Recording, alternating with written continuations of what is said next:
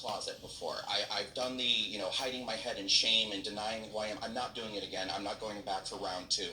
So I was like, I'm going to wear this conservatism proudly, and I'm not going to be silent about it. And I see the way the Trump supporters are being treated.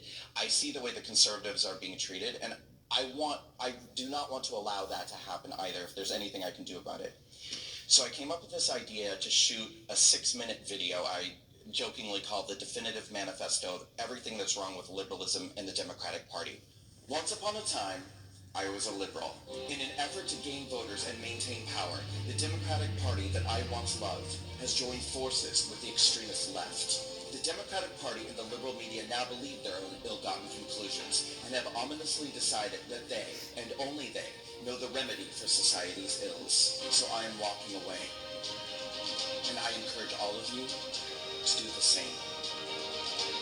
Walk away. I put this video out on social media, but I realized that there was a larger purpose here. It wasn't just enough for me to tell my story and to kind of, punch through that wall of I'm going to boldly wear my conservatism and not be ashamed to denounce the Democratic Party and liberalism. I know there are millions of other people who are feeling exactly the same way I'm feeling too, that their party has left them, that the Democratic Party has become a party of rage and hate and lies, and the liberal media machine that backs them up, they're sick of it. People are tired of it. So I created something that I called the Walk Away campaign. I encouraged other people to also make their videos and put them out there so that we could create almost this internet community of support. And I dreamed that it would be a big deal, but I didn't really know. I didn't know how people would react. I created a Facebook group and I said, look, use the hashtag walk away and make your videos and talk about why you're walking away from the Democratic Party. Democrats, you have done an amazing job turning the Senate Judiciary Committee into an absolute joke. Clarity and perspective. It exploded. And what I also told people too was, going back to sort of my story of how this all happened, for months I was reaching out on social media saying, why did you guys do this? No one would answer me. So I said, listen, it's time for the silent majority to become unsilent. We need people on the right to be making their testimonials too, reclaiming the narrative of what it means to be a conservative. So we have what we call the walkaways, and we have what we call the walk-withs, who are those who walk with those who walk away. Those are the conservatives.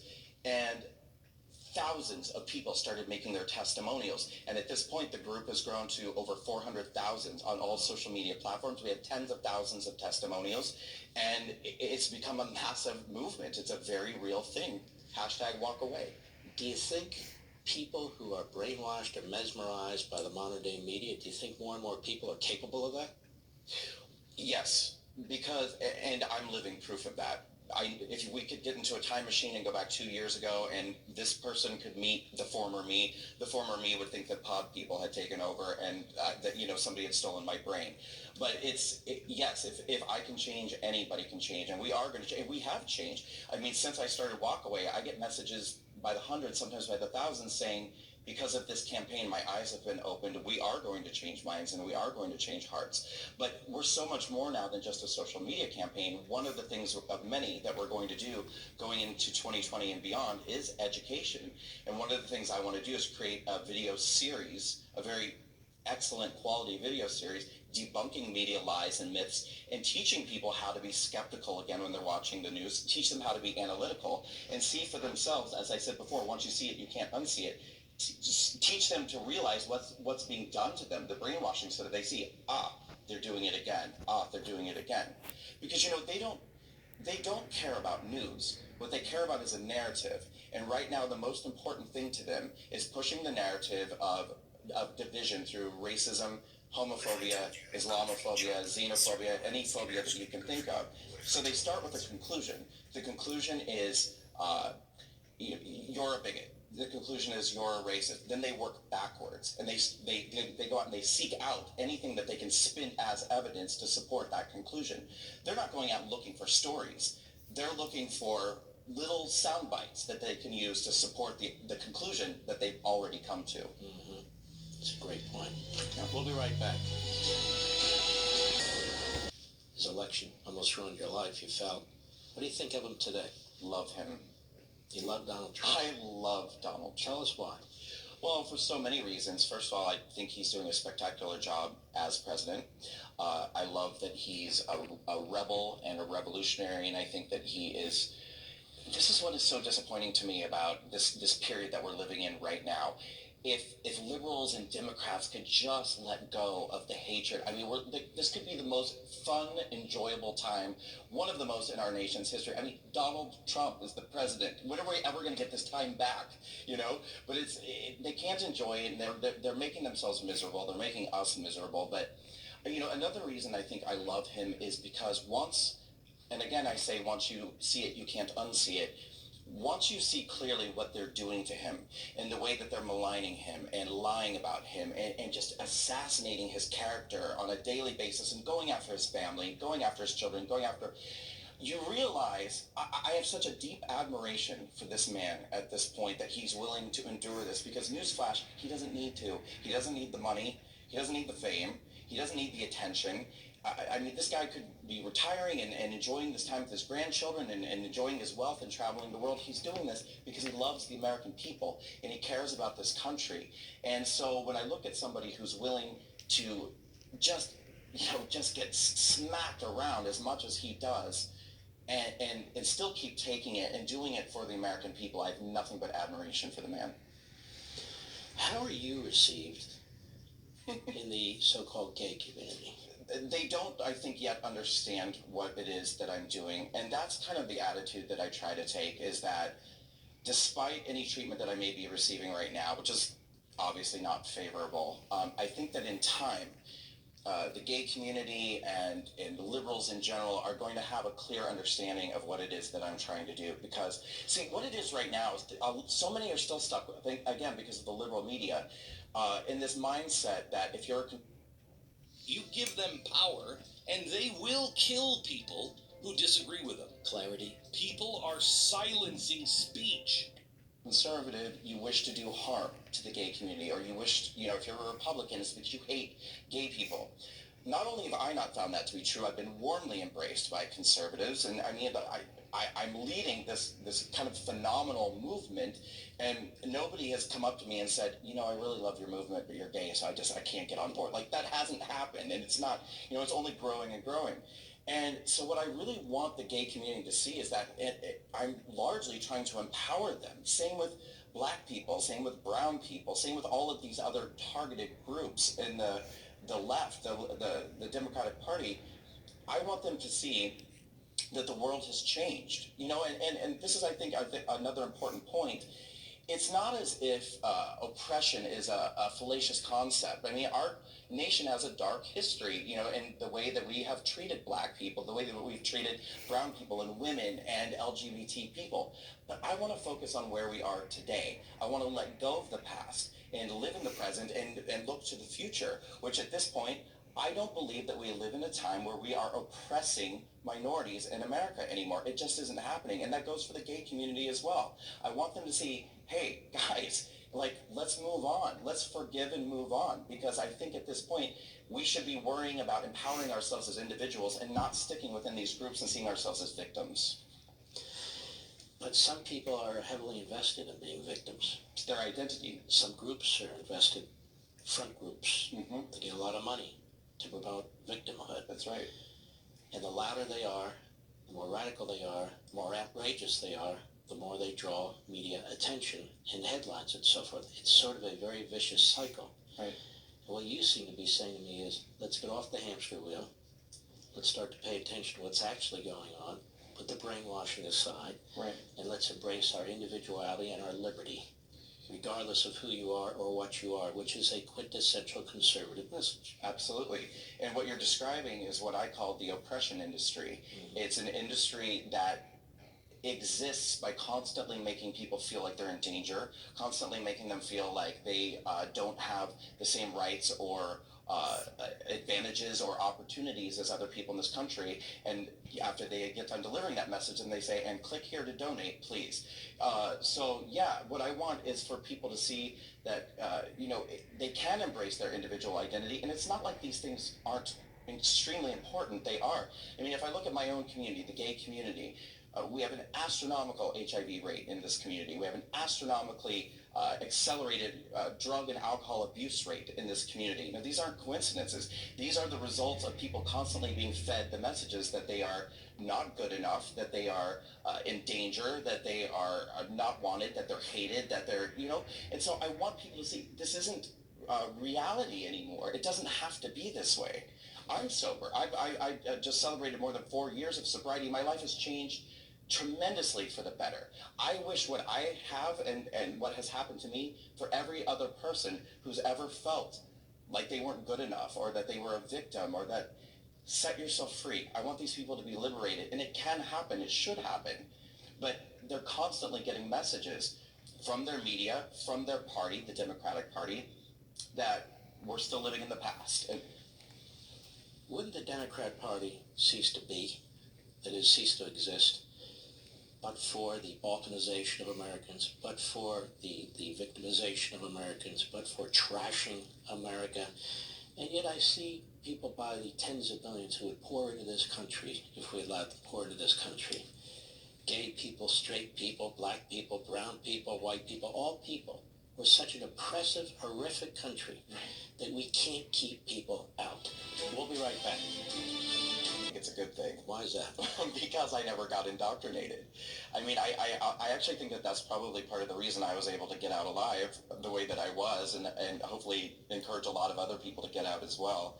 I hear all the time now that these colleges and universities are just becoming more and more indoctrination camps, I think, than institutions of learning. And I have to believe that that's true because I have seen with my own eyes the way that this sort of liberal, excuse me for saying, but cancer has overtaken the minds of young people. I mean, they can't even carry on a conversation. Have you spoken in any college campuses? Oh, I will be. It appears that when conservatives simply try to speak at universities and colleges all over the country, it creates a violent response,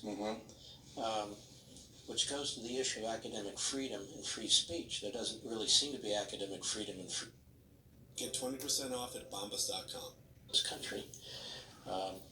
Your walk-away movement, are you going to focus somewhat on colleges and universities? Absolutely. Yeah, I mean, we have to kind of go into the belly of the beast in many respects. So yes, young people are absolutely a demographic that we must speak to, and we will get into colleges and high schools, but there are a lot of other initiatives. We're using very creative means to try to communicate with people, and I think this is why we've been so successful. I mean, we have an enormous amount of black people and brown people in this campaign, and the reason why, I think, is because we're communicating with people in ways that I think typical conservatives and Republicans never have before.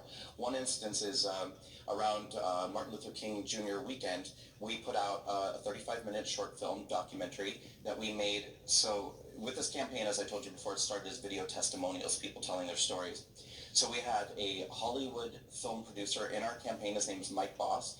He created a 35-minute, we call it testimonial documentary using the testimonials of 20 black Americans. And he threaded them together to create this unbelievable, compelling sort of story about the black experience in America, how this particular community is indoctrinated into voting Democrat, telling the true history of the KKK, talking about Planned Parenthood, talking about faith and religion and how these things play in.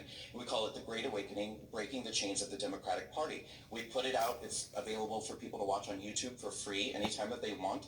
And so we put this out, and it's had phenomenal response. And so what we're going to do now with that film is actually rent out theaters across the country, raise the money so that people can come and watch it for free, and fill the theater with as many people of color as we can, and have a panel of walkaway people who, after the movie's over, we're going to have like town hall style discussions and say, why are we still voting Democrat, and is this still serving us well? And I intend to do the same thing with the LGBT community. We're going to do walkaway LGBT town halls across the country, San Francisco, New York City, and really just have honest, frank discussions and say, listen, it's time to rethink our political motivations and proclivities.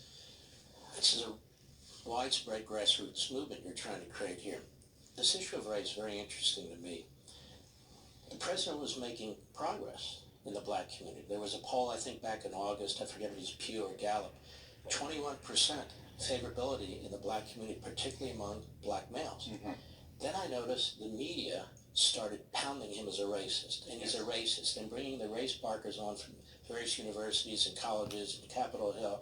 He's a racist, he's a racist, he's a racist. And I'm sitting there thinking, what the hell has he done that's racist? I can't think of a single thing. No. Can you? No, and then they underreport all of the amazing things that he does do. I mean, he's done these incredible sort of celebrations and things at the White House during Black History Month. The First Step Act, I think, is an incredible thing that will really, really help the Black family in America.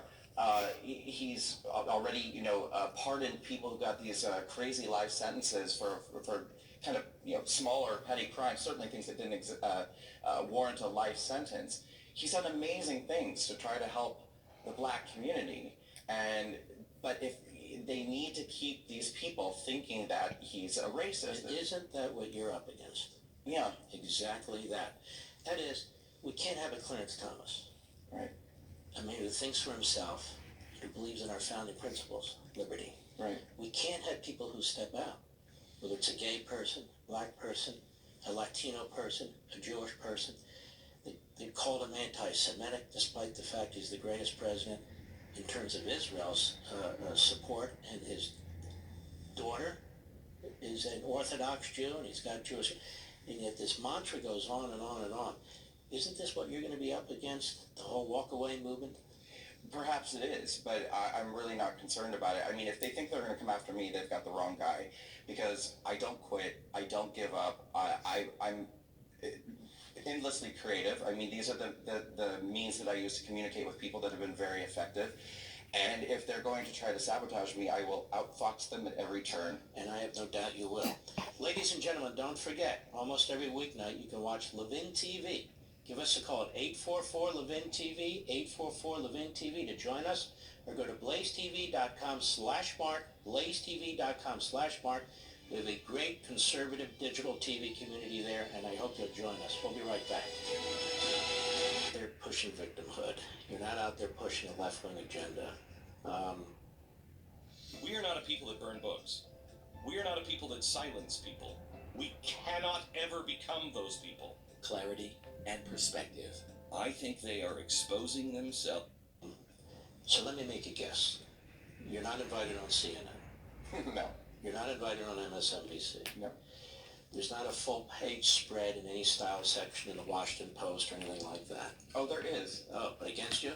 Well, so what it is once the campaign got to the point where it was no longer ignorable by the liberal media, they did start telling stories about us, but what they said was that this was a campaign that was conjured up by Vladimir Putin, that it's supported by Russian... How's he doing about it? And that it's a Russian propaganda campaign. He's good. He and I have an on-again, off-again thing. We all. Yeah.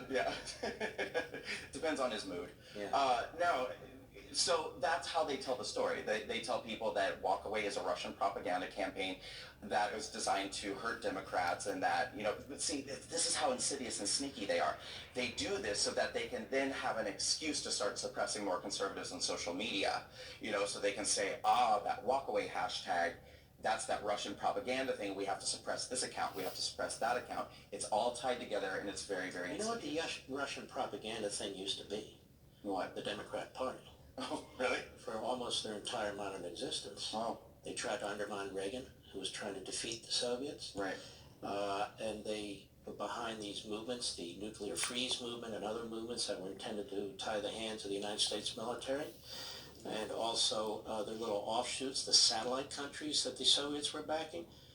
Nancy Pelosi went to Syria. That was against the will of President George W. Bush. Speaker Jim Wright went and visited Daniel Ortega in Nicaragua, another communist genocidal maniac.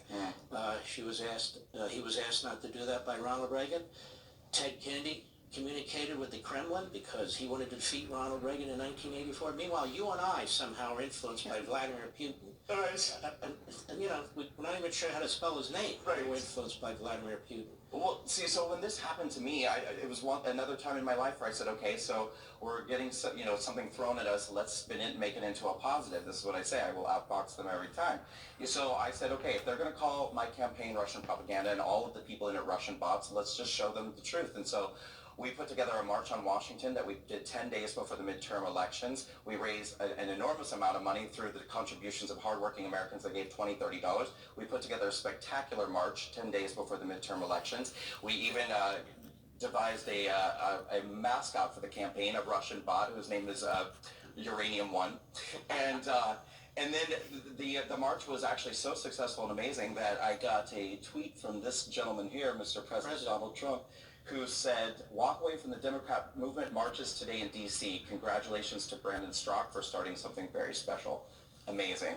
So he's, you know, for all the attacks on this man, he's very human. He personalizes issues. People can identify with, which the media cannot. They live in a bubble. They're very confounded by this man. They're confused because, you know why? Because they don't understand America. right. And they don't understand Americans. They all live and work inside the Beltway or the West Coast. They're really not familiar with what goes on between the coasts, I don't think.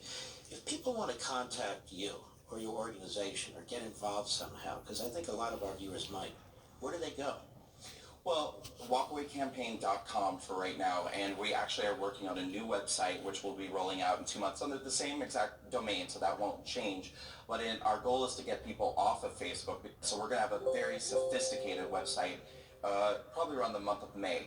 But for the time being, Walkaway Campaign is still sort of has our place marker sort of website, and there's lots of information there about how people, if they'd like to volunteer, if they'd like to help contribute, because we are grassroots. We're kind of living on a wing and a prayer, and we have big plans.